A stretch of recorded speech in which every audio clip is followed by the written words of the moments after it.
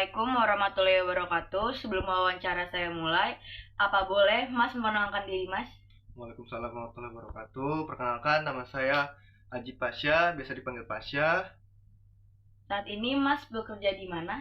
Saya sekarang kerja di bengkel Daraputra Tire and Service sebagai kepala bengkel.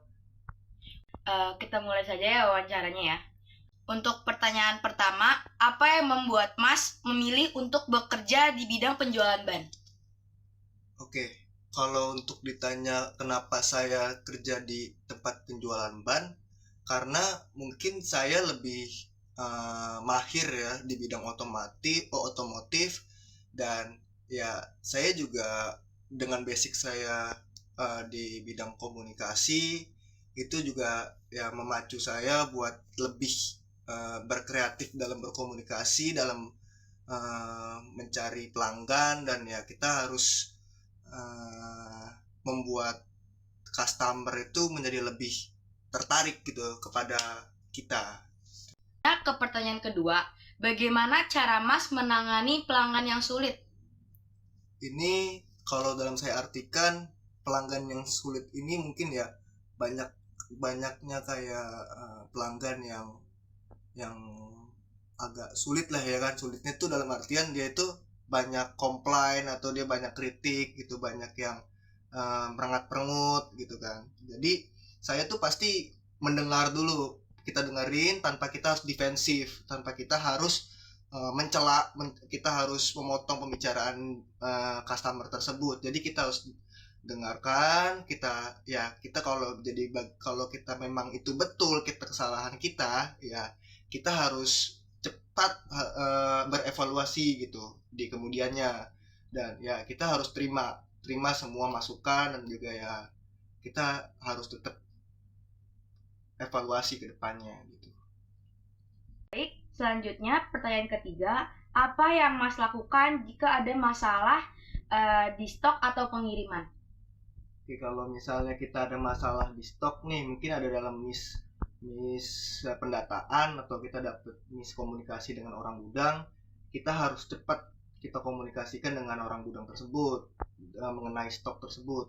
Dan ya kalau memang terjadi kesalahan, kita harus terus komunikasi, dan kepada customer kita juga harus jika ban tersebut nggak ada di bengkel kita harus cepet tuh nyari solusinya, dengan cara kita mungkin cari ban dengan rekanan gitu kan. Dan kita harus ya tetap komunikasi dengan customer itu harus. Baik, pertanyaan keempat, bagaimana cara Mas meningkatkan penjualan? Kalau untuk meningkatkan penjualan, pasti kan kita pernah tuh ya, kalau kita mungkin bengkel kita sepi atau kita kurang pelanggan gitu kan.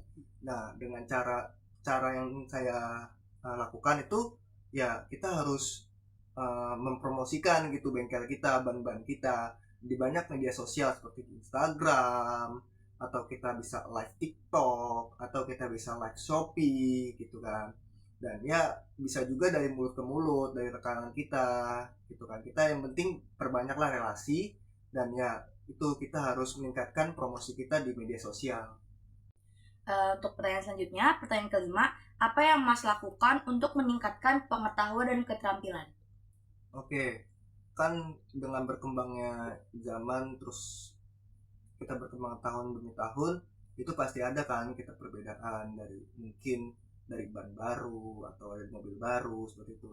Nah, jadi kita harus banyak-banyak belajar, banyak-banyak mengetahui dari ban-ban tersebut. Kita kan ya dalam kita harus, kalau kita bekerja kita harus terjun langsung di situ. Kita harus cari ilmunya bagaimana supaya bengkel tersebut itu bisa mendatangkan banyak customer dan juga banyak ya pemasukan gitu. Untuk selanjutnya, pertanyaan keenam, bagaimana cara Mas bekerja sama dengan tim? Untuk bekerja sama dengan tim, yang pertama komunikasi, yang kedua evaluasi, yang ketiga chemistry, yang keempat bonding. Itu kode saya. Selanjutnya, untuk pertanyaan ketujuh, apa yang Mas lakukan jika ada kesalahan dalam pekerjaan? Oke, kalau kita ada kesalahan dalam pekerjaan kita, mutlak itu kesalahan dari kita, ya kita harus cepat evaluasi, dan ya yang paling penting adalah tanggung jawab atas kesalahan kita, entah itu kita yang ganti rugi atau kita ya harus harus komunikasi dengan pemilik dari bengkel tersebut, bagaimana solusinya gitu.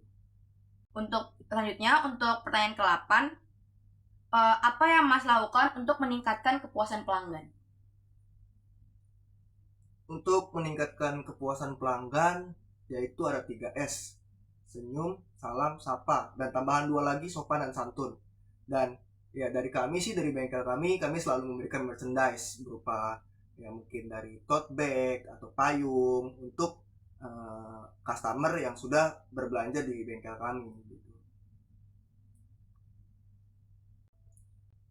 Selanjutnya, pertanyaan ke-9, bagaimana cara Mas menangani feedback atau kritik dari pelanggan? Oke, kalau feedbacknya baik, yang pasti kita kayak senang lah gitu. Kita juga harus memuji balik customernya, seperti iya Pak, segala macam, iya Mas, ini terima kasih, dan ya semoga ban dari yang dibeli dari kita ini awet ya Mas, dan bertahan lama gitu. Dan ya kita harus membalikan feedback baik atau pujian tersebut kepada customer. Dan ya kalau memang kita dapat kritik yang kurang baik mengenai bengkel kami, ya kami pasti segera evaluasi apa nih kesalahan kita nih di sini. Misalnya mungkin dari yang pengerjaan yang lama atau segala macam, kita harus minta maaf kepada customer tersebut, dan ya supaya customer tersebut kembali lagi walaupun dia dapat kesan yang buruk di kita mungkin karena lama itu, ya kita harus kayak kasih merchandise karena ini Mas, buat Mas, mohon maaf karena pengerjaan kami lama, karena kita mungkin ada sedang ramai segala macem gitu dari kami sih gitu. Untuk pertanyaan terakhir, pertanyaan ke-10, apa yang Mas lakukan untuk meningkatkan keterampilan komunikasi yang baik terhadap pelanggan? Oke, untuk komunikasi, menurut saya komunikasi itu kan skill yang dipunya dari seseorang gitu. Skill yang kita punya ini bisa kita asah secara terus menerus setiap hari kita ketemu sama orang nih, ya kan, kita harus setiap hari ini belajar, kita harus meningkatkan skill komunikasi kita kepada pelanggan kita gitu. Misalnya hari ini kita kayak begini aja kepada pelanggan, di esok harinya kita harus lebih baik, kita harus lebih